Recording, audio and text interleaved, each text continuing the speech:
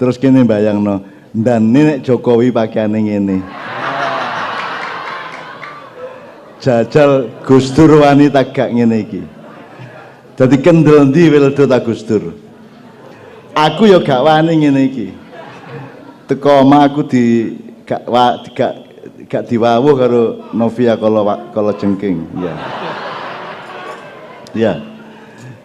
Jadi Wildo ini punya kedaulatan, kemandirian, keyakinan dan mengerti persis apa yang dia lakukan, apa yang dia pakai, semua keputusannya ada landasannya, ada pertimbangannya, ada dasar-dasar nilainya. Ada hadiah lagi. Malam ini kita dapat hadiah dari Allah ya. Wildo datang itu menurut saya adalah hadiah dari Allah.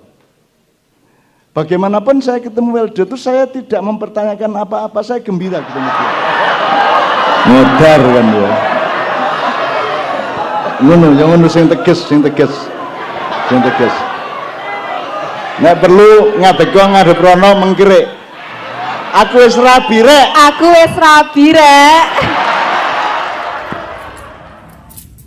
Salam cerdas selaras para tandapan di seluruh Nusantara.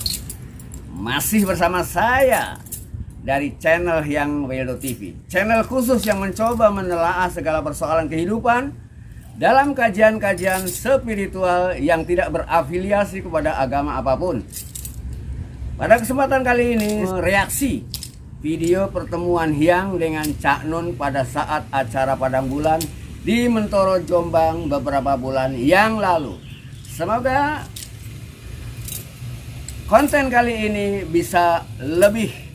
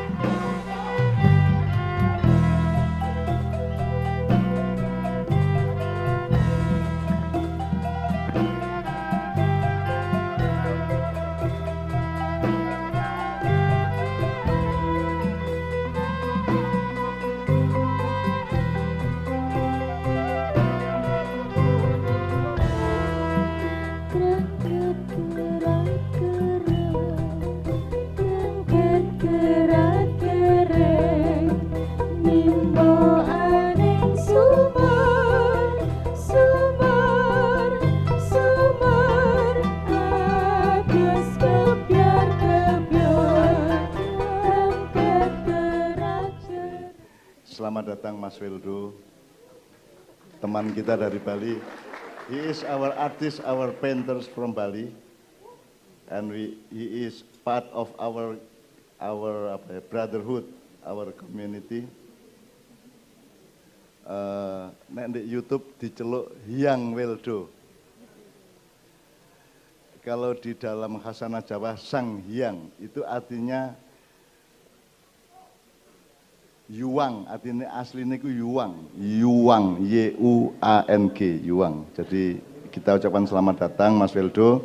Kita tidak menyangka beliau tiba-tiba datang ke sini dan hanya di Maiyah orang macam Mas Wildo ini bisa diterima dengan penuh cinta.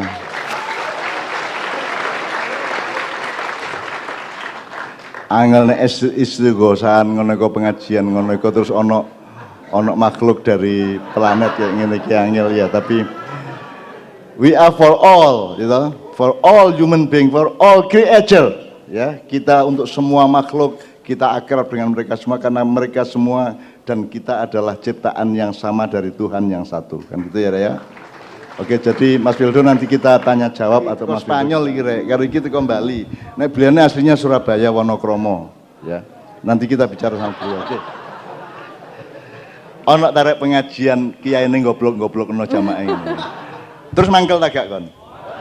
Enggak, apa mangkel, kemesraan kok. Orang-orang yang salah paham terhadap kita karena mereka tidak pernah mengalami dan tidak pernah membangun kemesraan antar manusia. Sekarang kita masuki sesi dengan Mas Wildo. Mas Wildo say something, sampean ngomong apa ae terus engko iso tanya jawab karo arek-arek ta ya apa lah. Hal-hal yang entah menggembirakan tak apapun saja, pokoknya kita akan sangat bersyukur atas kedatangan Anda dan kita sangat ingin mendengarkan apa-apa yang bisa meningkatkan adrenalin dan cinta kehidupan kita. Nyun sewu. Assalamualaikum. Salam cerdas selaras. Dan saya sangat berbahagia sekali melihat Cak Nun yang masih tetap semangat, sehat, bahagia, dan masih sanggup memimpin umat. Itu sebuah kebahagiaan buat saya. Dan kali ini kebahagiaan saya semakin bertambah ketika saya mampu bertemu dengan Cak Nun. Dan saya berbahagia juga melihat jamaah yang ada di sini. Mereka mau duduk rapat tanpa jarak. Itu satu keberanian yang luar biasa. Ya, kita nggak perlu takut dengan siapapun, dengan apapun juga. Ya, apalagi hanya sekedar virus. Ya, masa kita punya kekuatan yang lebih besar kalah sama virus? Hah? Dan kita jangan kalah dengan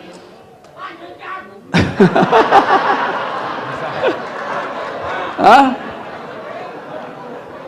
Kita harus membangun yang semacam ini. Masa orang-orang spiritual kalah sama tukang obat?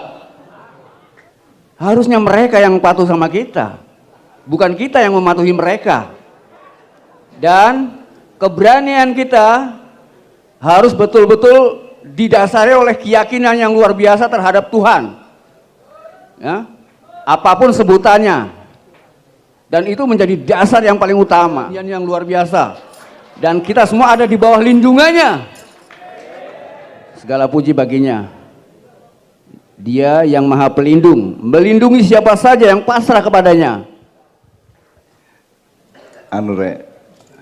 Silaturahmi ya, ta'aruf itu mencoba saling mengenali satu sama lain. Masih awakmu kenal ya, tapi durung ya, mulanya ayo digali.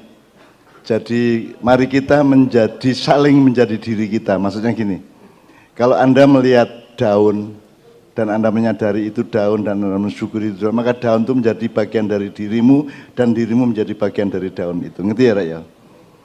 Saya sekarang bisa sehat itu karena energinya berasal dari Anda, dan Anda bisa gembira karena itu energinya berasal dari saya. Kita saling sodakoh energi satu sama lain, dan kedatangan beliau bertiga ini memberikan much more energy of our life, gitu ya. Jadi sekarang monggo ada pertanyaan atau menggali sesuatu dari Mas Weldo. Yang penting sudah sering kita omongkan, duduk jawab tapi takon. Anda harus mengerti, tidak hanya yang harus Anda mengerti, Anda juga harus mengerti yang Anda tidak mengerti. Itu namanya ghaib. Ghaib itu ada dua. Satu, sesuatu yang tidak Anda ketahui tetapi bisa Anda ketahui. Nomor dua, sesuatu yang tidak Anda ketahui dan memang tidak mungkin bisa Anda ketahui. Dan itu pedoman orang Islam kan di surat Al-Baqarah ayat 2 kan, alladzina yu'minuna bil ghaib wa yuqimunas shalat wa mimma razaqnahum yunfikun. Razaqnahum itu kan bukan hanya soal uang atau ekonomi atau harta benda. Razaqna itu apa saja? Ilmu, pengetahuan, senyuman, empati, saling menyumbang kekuatan satu sama lain. Dan pengajian ini tidak bisa berlangsung kalau kita tidak saling menyumbang energi di antara kita. Ngono ya, ayo. Sapa sing menggali Mas Weldo? Ya silakan. Silakan Mas. Ayo. Ini silakan. Mikrofonnya di sini.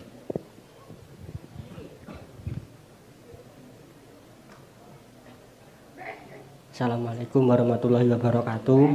Waalaikumsalam.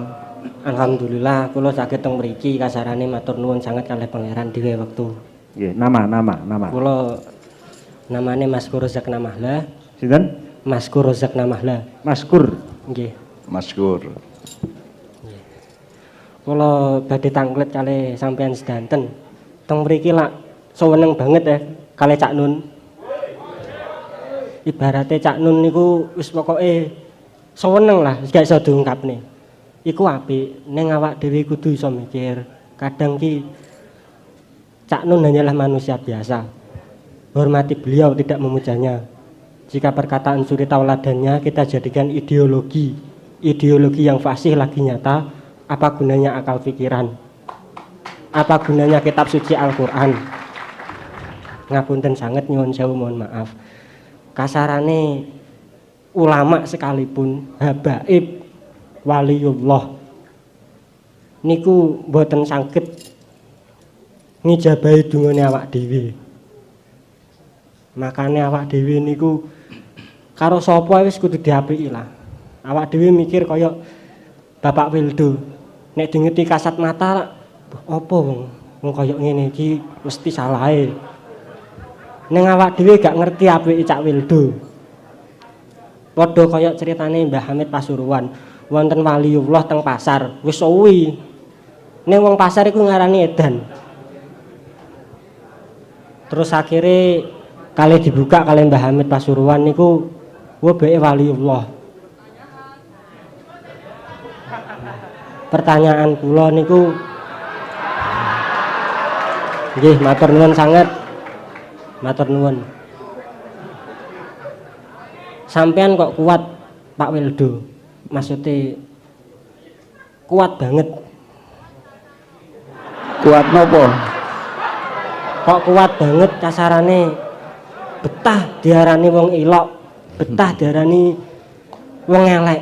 Padahal mboten ngertos jati dirine jenengan kasarane. Jenengan kok bener-bener parek men kalih pangeran kasarane. Nggih, niku matur nuwun. Loh ya jelas saya kuat. Wong saya nggak merasa terbebani. Ya.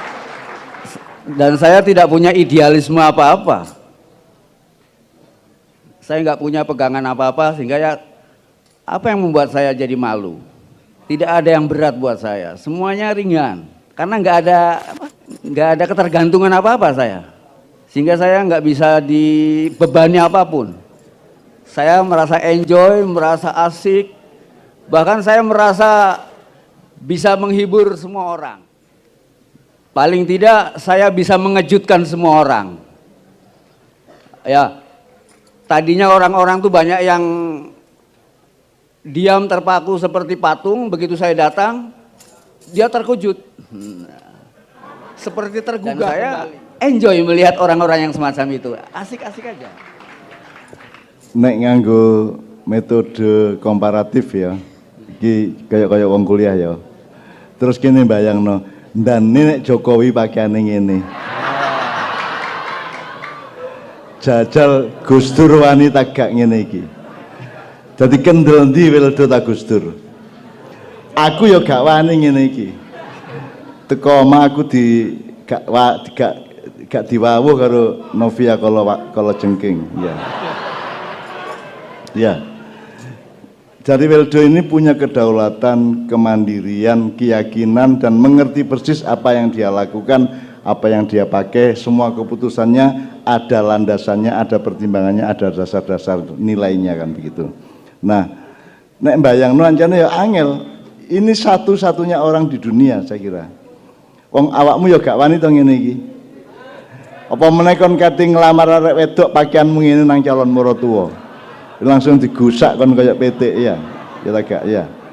Tapi Mas Wildo ini mengalami berbagai macam hal, kemudian mempertimbangkan berbagai macam hal dari pengalamannya itu, kemudian dia mengambil keputusan dan dia merasa nyaman dengan keputusannya itu. Dan saya tidak menghadapi dia dengan parameter saya menerima dia apa adanya.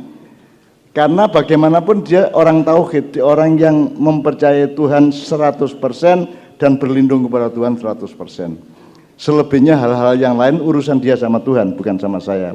Gusti Allah itu aku lah bagus karena itu sebenarnya pertanyaan lanjutan dari sejumlah pertanyaan sebelumnya, gitu ya. Kalau mau kognitif akademis kan tanyanya gini dulu. Mas Wildo pertimbangannya apa kok pakaiannya kayak ngono? Terus nomor 2, apa pernah punya latar belakang motivasi atau pengalaman tentu yang membuat Mas Wildo mengambil keputusan seperti itu? Terus kan itu ada akibat sosialnya. Nah, sampean kok kuat kan gitu kan. Jadi Mas Wildo, ini pertanyaan menurut saya cukup lengkap dan Mas Wildo akan menjawab dengan apa adanya. Terima kasih Cak Nun. Jika Cak Nun yang bertanya demikian kepada saya tentang pakaian dan penampilan saya, maka inilah jawaban dari saya. Ya, pertama-tama yang ingin saya jelaskan bahwa saya senang tampil bebas dan berpakaian seperti ini karena saya menyukai keindahan dan keselarasan. Mungkin saya memiliki taste atau selera sendiri tentang keindahan dan bisa mengukur. Saya sendirilah yang bisa mengukur dan menentukan diri saya sendiri. Karena saya lebih tahu tentang diri saya sendiri daripada mereka. Dengan tampil bebas semacam ini membuat saya merasa berada di dalam diri saya sendiri. Saya merdeka untuk mengekspresikan diri saya yang sebenarnya tanpa tendensi dan kepentingan apa-apa. Saat itu, saat saya masih kecil, saya merasa heran melihat orang-orang di mana-mana memakai pakaian yang sama dan serupa, baik dari segi desainnya maupun warna dan coraknya. Saat itu, saat saya masih kecil, saya hanya merasa heran melihat orang-orang di mana-mana memakai pakaian yang serupa, ya. Dan terpikir dalam diri saya yang masih kecil saat itu, apakah ini sebuah keharusan bahwa kita harus sama dan seragam? Dan apakah salah jika saya harus tampil dan berpakaian berbeda? Jadi ini membuat saya terpancing. Dan ternyata pola pikir dan cara pandang orang-orang di tahun 1970-an pada saat saya masih kecil tidak jauh berbeda dengan pola pikir dan cara pandang orang-orang di zaman milenial saat ini. Mereka masih merasa aneh dan memandang ganjil pada orang-orang yang berani tampil merdeka, dan mereka masih belum bisa menerima orang-orang yang berpakaian yang berbeda dengan pakaian mereka. Kesenangan saya dalam berpakaian untuk tampil berbeda seperti ini sudah dimulai semenjak saya masih kecil, tanpa adanya larangan dan halangan dari kedua orang tua saya. Dan ini ada ceritanya, kenapa kedua orang tua saya sama sekali tidak menghalangi dan melarangnya. Konon menurut cerita ibu saya, Siti Maryam, bahwa dulu pernah terjadi karena saya mengalami sakit sehingga saya mengalami mati suri selama 4 sampai 5 jam. Dan ibu saya bernazar kepada Tuhan dalam tangisnya, ya Tuhan, andai kata anak saya ini bisa hidup kembali, maka saya akan berjanji, senakal apapun anak saya ini kelak, saya tidak akan melarang dan menghalanginya. Dan pada saat ibu selesai bernazar, tiba-tiba tubuh saya yang masih kecil, yang sudah dibalut kain kafan, tiba-tiba bergerak dan mengeluarkan tangisan. Selanjutnya, saya mulai menyadari makna spiritual dan fungsi pakaian yang merdeka semacam ini buat diri saya sendiri. Saya menjadi berbeda bukanlah tujuan saya berpakaian, melainkan karena saya hanya ingin mengikuti suara kemerdekaan yang muncul dari dalam diri saya sendiri. Sekalipun harus bertentangan dengan dogma-dogma sosial maupun dogma-dogma agama. Karena bagi saya, pakaian sama sekali tidak ada kaitannya dengan sistem moralitas dan perilaku. Bagi saya pakaian itu bebas dari identitas apapun. Seseorang disebut baik dan beradab bukan karena pakaiannya, melainkan oleh karena perkataan dan perbuatan. Berarti ini seorang mistikus yang juga lebih empiris lagi, lebih manifestatif lagi, lebih wujud, ya wujudiah gitu ya. Mungkin orang punya aspirasi seperti Wildo tapi tidak berani mewujudkannya, tidak berani display ya. Tapi ini dengan gagah berani dan tenang mendisplay dirinya seperti ini, tidak ada masalah gitu ya.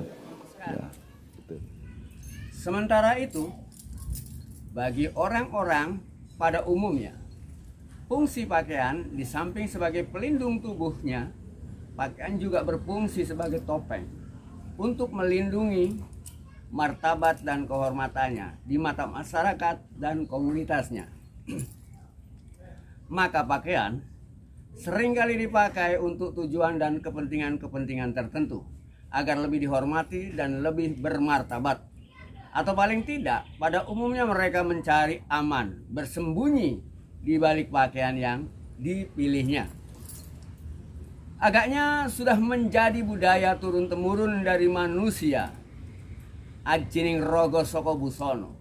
Pakaian dipakai tidak lebih hanya sebagai topeng, sehingga muncullah pakaian-pakaian beridentitas tertentu. Pakaian-pakaian orang-orang terhormat. Sehingga muncul ada pakaian takwa yang beradab dan ada pakaian yang tidak beradab. Karena dianggapnya ganjil dan tidak seperti umumnya. Kemudian banyak orang yang bersembunyi di balik topeng pakaian takwanya, yang beradab dan nampaknya bagai orang yang saleh dan beragama. Namun faktanya tidak sedikit orang-orang yang bertopeng pakaian-pakaian orang-orang yang beragama. Ini perkataannya justru seringkali menyakitkan dan merendahkan yang lain yang tidak sepaham dan sekeyakinan. Mereka menjadi arogan dan merasa benar sendiri, tidak mempunyai rasa hormat sedikit pun pada orang yang lebih tua. Dan tidak sedikit orang-orang yang nampaknya beradab karena berpakaian takwa ini mengukur orang lain baik atau buruk, beriman atau kafir dari pakaian yang dipakainya. Mereka tidak mampu melihat seseorang dari perbuatannya. Mereka menjadi buta. Mereka hanya melihat orang baik atau tidak dari pakaiannya. Pakaiannya sopan atau tidak, pakaiannya umum atau tidak. Pernah aku dengar statement agama yang berbunyi, barang siapa yang menyerupai suatu kaum, maka ia termasuk golongan mereka. Statement yang tidak logis dan tidak ilmiah ini seringkali dipakai oleh orang yang fanatik beragama tetapi bodoh untuk menjatuhkan martabat dan kehormatan keagamaan dan keimanannya seseorang yang dianggap keluar dan bertentangan dengan aliran pemahaman dan keyakinannya.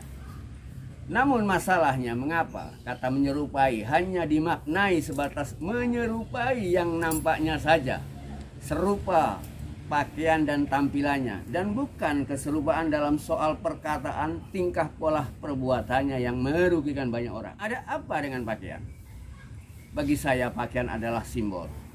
Simbol kemerdekaan. Pakaian sama sekali tidak berkaitan dengan sistem moralitas dan kode etik tertentu. Pakaian atau tampilan itu bebas dari identitas apapun. Seseorang disebut baik dan beradab bukan dikarenakan penampilan dan model pakaiannya, melainkan karena perkataan dan perbuatannya. Maling tetap maling, sekalipun pakaiannya pakai pakaian takwa yang kamu pakai. Bajingan tetap bajingan, sekalipun pakaian pejabat yang kamu pakai. Sebagaimana pada saat pertama kali saya bertemu dengan Cak Nun di kampus Udayana Renon Denpasar, yang bertanya tentang pakaian dan penampilan saya yang bebas ini. Aku katakan kepada Cak Nun saat itu bahwa saya malu mengaku dan menjadi orang baik. Begitu pula saya sangat malu mengaku sebagai orang-orang yang beragama. Karena bagi saya orang-orang yang beragama harus lebih baik dari orang-orang baik yang tidak beragama. Namun faktanya, banyak orang-orang yang mengaku beragama, dan tampil dalam pakaian agamanya, namun perkataan dan perbuatannya lebih rendah dari orang-orang yang dungu, yang tidak beradab. Saya tidak ingin orang-orang tahu apakah saya Muslim, Hindu, Kristen, atau Buddha. Biarkan saja hanya Tuhan yang tahu apakah saya orang-orang yang beradab atau biadab. Aku tidak peduli pada semua gelar dan sebutan.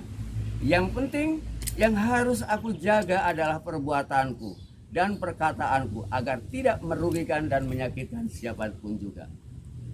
Saya tidak ingin dihormati dan dihargai karena pakaian. Saya tidak ingin dianggap orang yang baik dan beradab hanya karena pakaian. Saya muak melihat pakaian-pakaian beradab dan terhormat, tapi dipakai oleh orang-orang yang biadab dan tidak terhormat, yang merasa benar sendiri dan merendahkan yang lainnya yang tidak sepaham dan tidak sealiran. Sudah saatnya bagi mereka untuk belajar mengenali dan membedakan orang yang baik dan beradab dengan orang yang jahat dan tidak beragama, bukan dari pakaiannya. Sejak kapan budaya kedunguan ini berkembang sehingga ada pakaian takwa dan ada pakaian kafir? Apakah benda mati semacam pakaian bisa berbuat baik dan jahat? Inilah kedunguan yang nyata, benar-benar satu kebodohan jahiliyah. Dan sejak kapan benda mati seperti pakaian ini bisa diberi identitas kelamin sehingga ada pakaian laki-laki dan ada pakaian perempuan? Inilah kebodohan sosial yang sudah menjadi dogma. Jadi Anda itu adalah pemberian Tuhan kepada kami, kita semua. Weldo datang itu menurut saya adalah hadiah dari Allah. Bagaimanapun saya ketemu Weldo itu saya tidak mempertanyakan apa-apa, saya gembira ketemu dia, titik. Saya gembira ketemu dia, saya kagum kepada keberaniannya meskipun saya mungkin tidak sependapat. Sing ngarani urip kudu sependapat iku sapa? Bendina lak nek kok turuti lak gak ono sing sependapat kan. Iku irunge kudu dawa titik arek iku. Iku ayu tapi gusine rada biru. Iku awake jane ya apik iku kaya anu apa? Wah, apik cuman sikile nisor kok njebebeh ngono ya. Jadi selalu kita menjumpai banyak hal yang kita tidak setuju. Jadi saya tidak perlu persetujuan sama dia. Saya hanya menjalankan berenang di gelombang yang Allah sediakan, dan Wildo juga berenang di gelombang yang sama kan begitu. Nah, untuk itu bahwa saya ingin ini Wildo sembahyang gak sembahyang itu urusanku ta. Aku tak sing rugi, aku tak sing merasa tidak diabdi. Wildo sholat atau tidak sholat, mengabdi Tuhan itu urusannya sama Allah. Dia mengabdi kepada Allah, tidak mengabdi kepada saya. Wildo tidak punya proporsi atau tidak punya kepantasan atau tidak punya kewajiban untuk mengabdi kepada saya. Wildo mengabdi kepada Tuhan dan dia sangat mengabdi kepada Tuhan, dan Tuhan tok yang berhak untuk mempertanyakan apa yang dia lakukan di dunia, betul enggak? Aku gak duwe hak, itu di luar domain saya, di luar ranah saya kan gitu.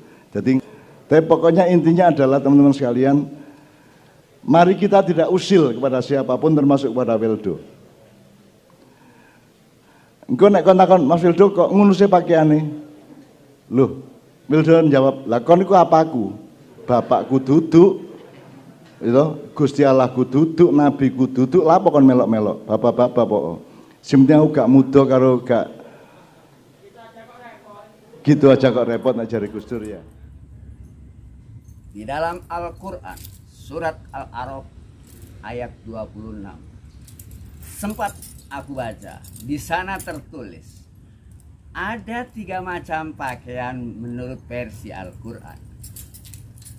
Pakaian pertama disebutkan sebagai pakaian penutup aurat, sedangkan pakaian yang kedua disebut sebagai pakaian sebagai perhiasan, dan pakaian yang ketiga disebut sebagai pakaian takwa.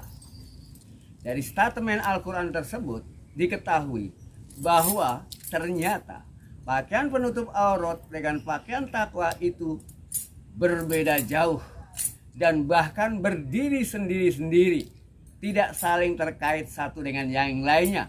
Masing-masing pakaian memiliki definisi dan fungsinya sendiri-sendiri. Nah, untuk lebih jelasnya, sebaiknya kita telaah terlebih dahulu apa arti pakaian dan gunanya untuk seorang manusia seperti kita semua. Gunanya pakaian bagi kita paling tidak sebagai pelindung untuk menjaga dan menyelamatkan bagian dari diri kita yang lemah dari ancaman yang membahayakan yang datangnya dari luar. Bagian mana sajakah dari diri kita yang lemah sehingga butuh dilindungi oleh pakaian-pakaian tertentu?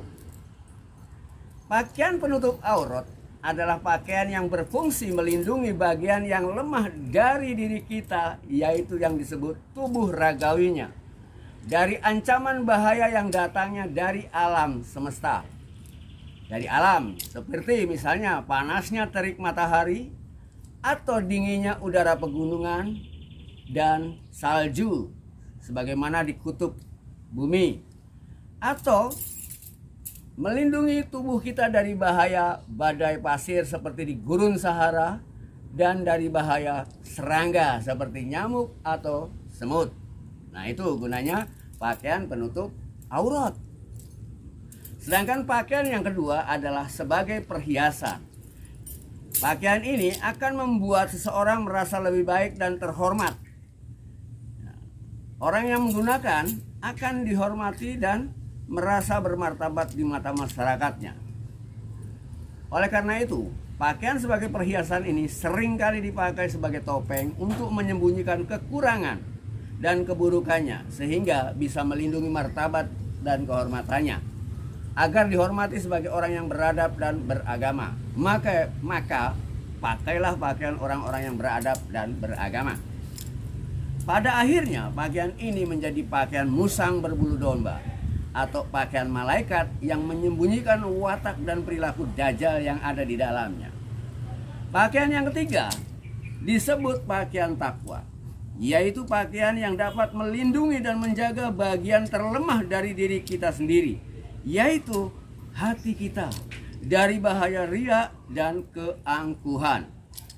Pakaian ini bisa berfungsi sebaliknya dari pakaian yang kedua yang indah dan menjadi perhiasan yang bisa menyelamatkan martabat dan sosialnya, ya, menyelamatkan ego dan kehormatannya. Sedangkan pakaian takwa sebaliknya, pakaian ini dipakai agar terhindar dari pujian dan sanjungan. Ya, pakaian ini hanya mencoba dirinya tidak ingin dipuji dan disanjung oleh siapapun. Yang memakai pakaian ini lebih suka dihina atau direndahkan daripada dipuji dan disanjung, karena pujian dan sanjungan bisa merusak hatinya. Jadi jelas sekali pembagian fungsi pakaian di dalam Al-Quran. Kesatu, pakaian penutup aurat dapat melindungi tubuh ragawimu yang lemah dari bahaya alam, teriknya matahari, dinginnya salju, atau udara pegunungan, atau dari bahaya serangga dan binatang melata. Sedangkan pakaian kedua adalah pakaian indah sebagai perhiasan yang bisa menyelamatkan martabat dan kehormatanmu di mata masyarakatmu secara sosial. Dan pakaian yang ketiga adalah pakaian takwa. Pakaian takwa adalah pakaian yang ingin menyelamatkan kelemahan hatimu dari pujian dan sanjungan yang bisa merusak dan menyesatkan. Saya menerima dia apa adanya, karena bagaimanapun dia orang tauhid, orang yang mempercayai Tuhan 100% dan berlindung kepada Tuhan 100%. Selebihnya hal-hal yang lain urusan dia sama Tuhan, bukan sama saya. Wong Gusti Allah itu aku lak ngono sih ya. Oke, pertanyaan kedua, sapa yang menarik? Ya, ayo Mbak, ayo Mbak.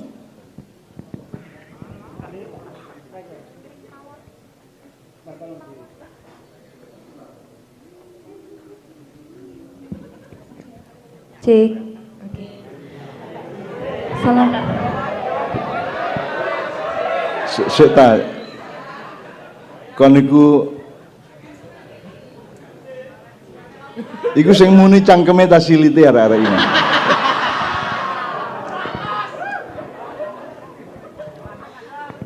Assalamualaikum warahmatullahi wabarakatuh. Waalaikumsalam. Saya mau bertanya. Nama. Novia dari Malang.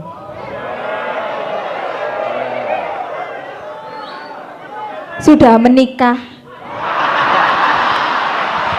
Bongko kan ya. Modar kan ya. ngono sing tegas. Nek perlu ngadeg ngadep rono mengkirik. Aku wis rabi rek. Aku wis rabi rek.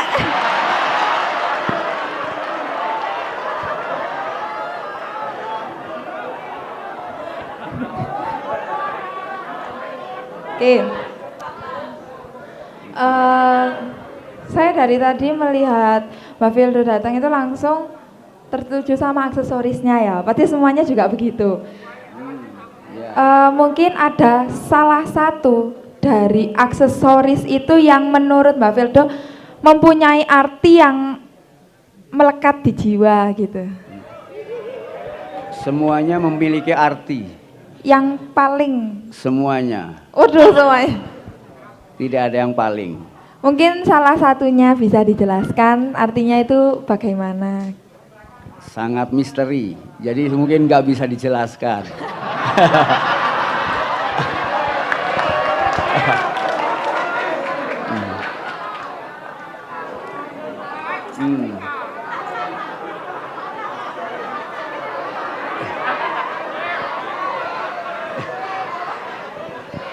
Berarti ini seorang mistikus yang juga lebih empiris lagi, lebih manifestatif lagi, lebih wujudiah gitu ya. Mungkin orang punya aspirasi seperti Wildo tapi tidak berani mewujudkannya, tidak berani display ya. Tapi ini dengan gagah berani dan tenang mendisplay dirinya seperti ini, tidak ada masalah gitu ya. Ya, gitu. Oke, Mbak Novi, maafkan saya jika jawaban saya tidak memuaskanmu pada saat di acara Padang Bulan tersebut bersama Cak Nun. Karena jika Hyang menjawabnya tentunya akan panjang. Karena setiap aksesoris yang Hyang pakai ini memiliki cerita dan sejarahnya sendiri-sendiri. Dan ini jelas akan memakan waktu, padahal saat itu waktunya sangat pendek. Oleh karena itu pada kesempatan yang lain akan Hyang beberkan tentang kisah keunikan aksesoris yang Hyang pakai.